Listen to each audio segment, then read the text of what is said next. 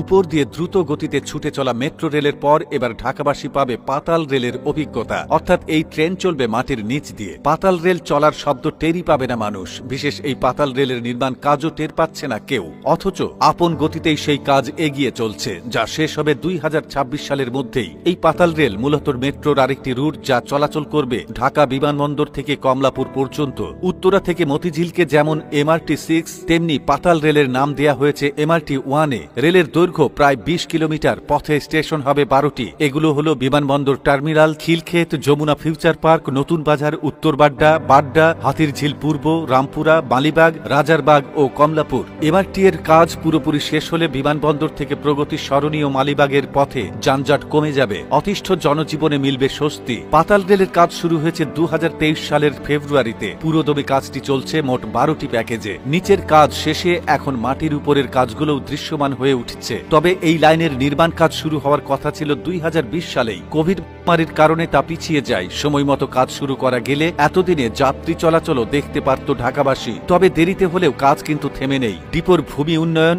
Depot access corridor, বাড্ডার receiving সাবস্টেশনের কাজগুলো এগিয়ে গেছে। নতুন বাজার ও উত্তর বাগদায় স্টেশনের জন্য ভূমি অধিগ্রহণও শেষ। এই লাইনের বেশিরভাগ অংশে মূল সড়ক থেকে মাটির 10 থেকে 30 মিটার গভীর দিয়ে ট্রেন চলাচল করবে। তবে মালিবাগ এবং রাজারবাগের মধ্যবর্তী এলাকায় এই গভীরতা হয়ে যাবে 70 মিটার পর্যন্ত। বেশিরভাগ অংশে মাটির নিচে পাশাপাশি দুটি ট্রেন টিউবের মধ্য দিয়ে চলবে পাতাল রেল। কিন্তু এখানেই সমস্যা, মালিবাগ ও রাজারবাগ এলাকায় পাশাপাশি দুটি টিউব করার মতো জায়গা নেই, যে কারণে সেখানে আরো গভীর করে একটির উপর আরেকটি টিউব নির্মাণ করা হবে। 1998 সালের বন্যায় ঢাকা মহানগর বেশ কিছু অংশে পানি উঠে গিয়েছিল, সেটাকে মাথায় রেখেই পাতাল রেল নির্মাণ করা হচ্ছে। কিন্তু যদি 1998 সালের চেয়ে বেশি বন্যা হয়, তাহলে সেটার জন্য স্বয়ংক্রিয়ভাবে যাতে পানি নিষ্কাশন করা যায় সেই ব্যবস্থা রাখা হয়েছে। ফলে টানেলের ভেতরে একটা লেভেল পর্যন্ত পানি জমলে স্বয়ংক্রিয়ভাবে নিষ্কাশনের কাজ শুরু হয়ে যাবে। তবে যদি বড় ধরনের কোনো বন্যা বা জলাবদ্ধতা হয়, দীর্ঘদিন পানি জমে থাকে, তখন সারা পৃথিবীতে যেভাবে ব্যবস্থা নেয়, জাপানের সুনামির সময় যে ব্যবস্থা নেওয়া হয়েছিল,